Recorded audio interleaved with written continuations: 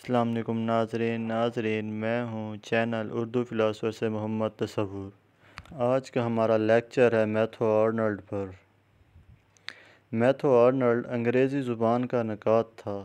اس کا دور 1822 تا 1888 تک کا ہے۔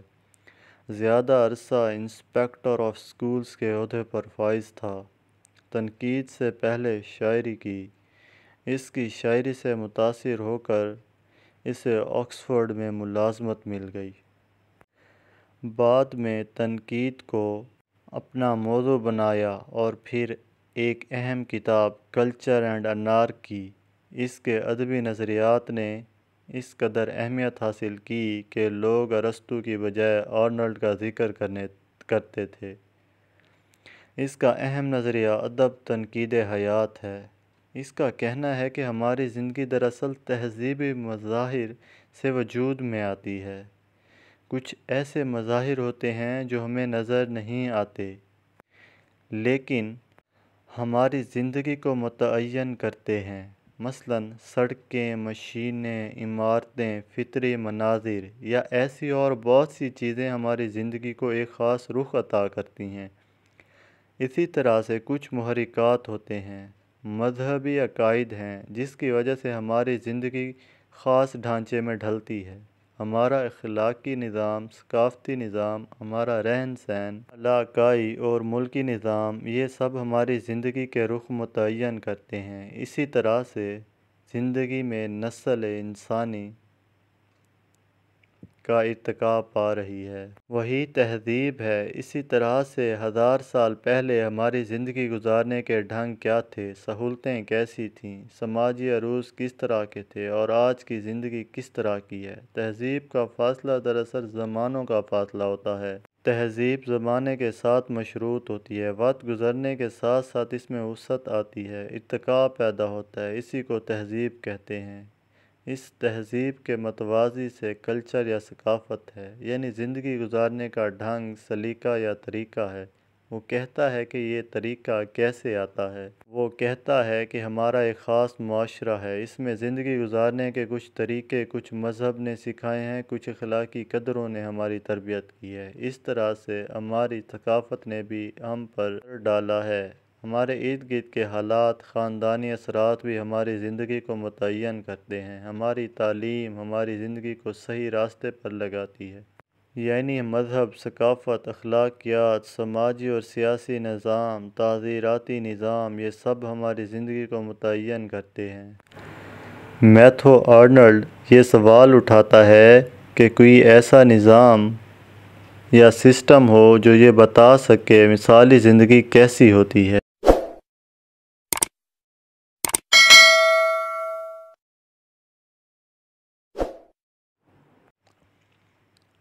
اور وہ خود اس کا جواب دیتا ہے۔ وہ سسٹم یا نظام بتانے والی چیز ادب ہے۔ وہ کہتا ہے ادب ہماری زندگی سے اٹھا ہوتا ہے، ہماری زندگی جیسے گزر رہی ہے اسے بیان کرتا ہے۔ سماجی، اخلاقی، تعزیراتی نظام، زندگی کے رنگ ڈھنگ سب ہی ادب میں نظر آتے ہیں۔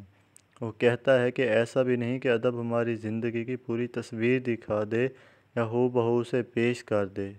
اگر ایسا ہو تو پھر وہ تصویر بن جائے۔ وہ کہتا ہے کہ ادب صرف زندگی کو منعکس کرتا ہے تو ہمیں اس کی ضرورت اس وقت پڑتی ہے جب زندگی ہم سے چھن جائے یا زندگی ویسی نہ ہو جو ہم دیکھتے آئے ہیں۔ آرنلڈ کہتا ہے کہ ادب زندگی کو صرف منعکس ہی نہیں کرتا بلکہ اس کی اصلاح بھی کرتا ہے، اس کی خوبیوں اور خامیوں پر تنقید کرتا ہے۔ پھر وہ سوال اٹھاتا ہے کہ ادب بہتر انداز میں ترقی نہیں کر رہا ہے۔ جس طرح کی کتابیں اور رسالے چھپ رہے ہیں، ادب آگے بڑھتا دکھائی نہیں دیتا۔ اس کا کہنا ہے کہ اس کے پیچھے اعلیٰ تخلیق کار نہیں یا نقاد نہیں، بلکہ معاشرے کی وہ خرابیاں ہیں جو 19ویں صدی میں دکھائی دے رہی ہیں۔ ہمارا معاشرہ تیزی سے تبدیل ہو رہا ہے۔ صنعتی ترقی کی وجہ سے ادب زوال پذیر ہو رہا ہے۔ ہم پرانے نظام کو چھوڑ کر نئے نظام میں داخل ہو رہے ہیں اور ادب بھی اس سے متاثر ہو رہا ہے، اور ان تبدیلیوں سے ایک خاص طبقہ پیدا ہو رہا ہے۔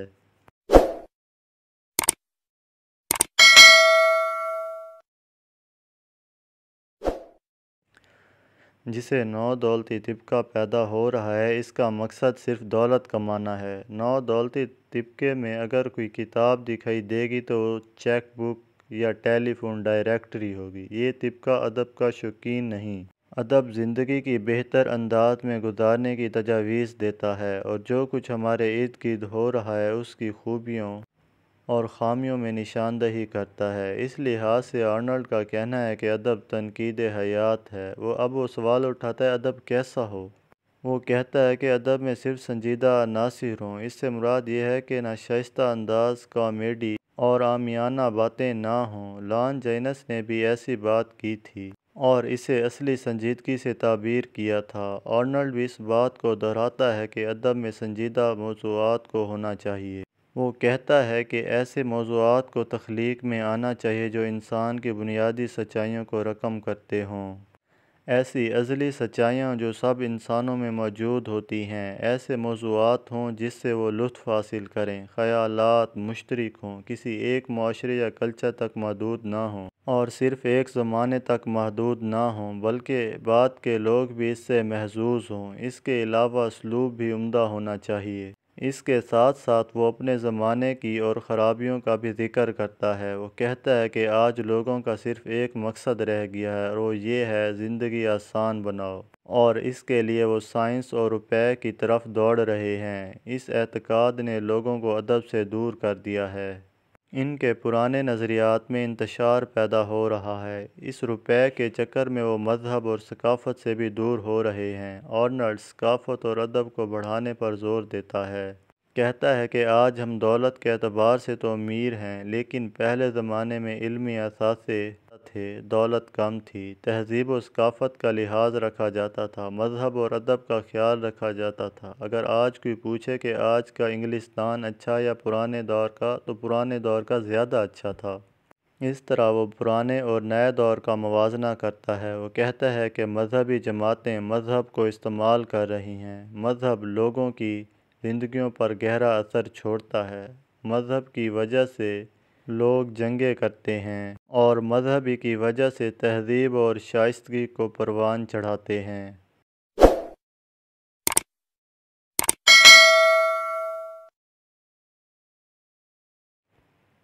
وہ کہتا ہے کہ مذہب صرف حقیقی واقعات کو پیش کرتا ہے، صحیح اور غلط کی نشاندہی کرتا ہے، اور حالات کے تبدیل ہونے سے وہ اپنے قواعد پر ڈٹا رہتا ہے اور نئے دور کے تقاضوں کے مطابق لوگوں کی رہنمائی نہیں کرتا۔ اس طرح وہ محدود ہو جاتا ہے اور پھر ہر ایک کا مذہب جدا جدا ہوتا ہے۔ اس لیے وہ کہتا ہے مذہب محدود ہے۔ وہ کہتا ہے کہ نو دولتی طبقہ مذہب کا شاخسانہ ہے۔ اس کے بھی اپنے خاص نظریات ہیں اور یہ طبقہ بھی محدود ہے، صرف اپنی ذات کا خیال رکھتا ہے، دوسروں کو نہیں دیکھتا۔ پھر وہ سائنس کا ذکر کرتا ہے۔ سائنس کی وجہ سے سہولتیں بھی، مشینیں بھی ہیں، لیکن سائنس کا دائرہ بھی محدود ہے۔ وہ کہتا ہے کہ کلچر کا دائرہ زیادہ وسیع ہے۔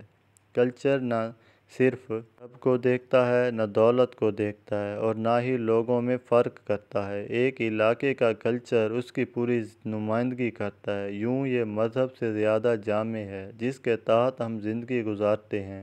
وہ کہتا ہے کہ جس قدر ہم تہذیب یافتہ ہوں گے، سائنسی اور مذہبی سرگرمیاں زیادہ ہوں گی۔ اس لیے ہمیں کلچر کو فروغ دینا چاہیے۔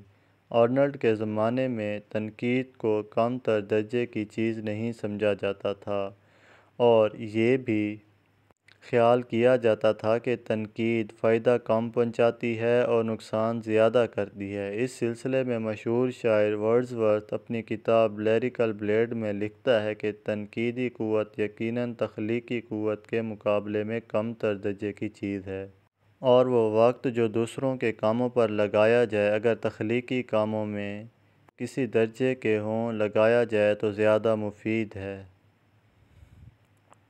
تنقید لوگوں کے ذہنوں کو بہت نقصان پہنچا سکتی ہے، لیکن برخلاف اس کے احمقانہ تخلیق، خواہ وہ نظم میں ہو یا نثر میں، قطعی طور پر بے ضرر ہوتی ہے۔ ورڈزورتھ کی اس رائے کے جواب میں میتھیو آرنلڈ نے لکھا، اور تنقید نقاد کے سامنے ایک اعلیٰ نصب العین پیش کرکے نقاد کے لیے ادب میں ایک قابل عزت مقام پیدا کیا۔ اور تنقید کا وقار بحال کیا۔ اگرچہ آرنلڈ بھی تخلیقی قوت کی برتری کو تسلیم کرتا ہے، لیکن وہ تنقیدی صلاحیت کو بھی کسی طرح کم نہیں سمجھتا۔ آرنلڈ کے نزدیک تخلیقی قوت کا استعمال اور آزادانہ تخلیقی سرگرمی انسان کا صحیح منصب ہے۔ انسان اپنی تخلیقی صلاحیت سے مسرت حاصل کر سکتا ہے، لیکن اس بات سے بھی انکار نہیں کیا جا سکتا کہ صرف عظیم ادب سے ہی یہ کارروائی ہو سکتی ہے۔ آرنلڈ کے نزدیک ہر زمانہ عظیم ادب یا اعلیٰ فن پاروں کی تخلیق کے لیے سازگار نہیں ہوتا۔ ایسا دور جس میں عظیم ادب تخلیق نہیں ہوا ہوتا، ایسے میں تخلیق کی بجائے عظیم ادب تیار کرنے کے لیے تجاویز دی جائیں، اور یہ کام تنقید کا ہے۔ تنقید ایسا ذہنی اور تخلیقی ماحول پیدا کرنے اور حالات کو ایسا سازگار بنا دے کہ فکری اور تخلیقی قوتیں پروان چڑھ سکیں۔ فرسودہ اور بے معنی افراد تنقید کے ذریعے سے ہی ختم ہو جاتے ہیں، اور فنکار آہستہ آہستہ خیالات کو بلندی کی طرف لے جاتا ہے۔ اس طرح آرنلڈ نے نقاد کو ایک فلسفی کا مقام دے دیا۔ آرنلڈ کے نزدیک جو زمانہ تخلیق کے لیے ناسازگار ہوتا ہے وہ تنقید کے لیے موزوں ہوتا ہے، یعنی تنقید لہجہ تخلیق کو سازگار بناتی ہے۔ نقاد ہی زمانے کے تضادات کا تجزیہ کر کے انتشاری اور تخریبی قوتوں کے خلاف جنگ کرتا ہے۔ تخلیقی سرگرمی کو لازمی طور پر تنقیدی شعور اور کاوش کے بعد غیور میں آنا چاہیے۔ یوں تنقید ماحول کو سازگار بناتی ہے اور تخلیق کو پروان چڑھانے میں مددگار ثابت ہوتی ہے۔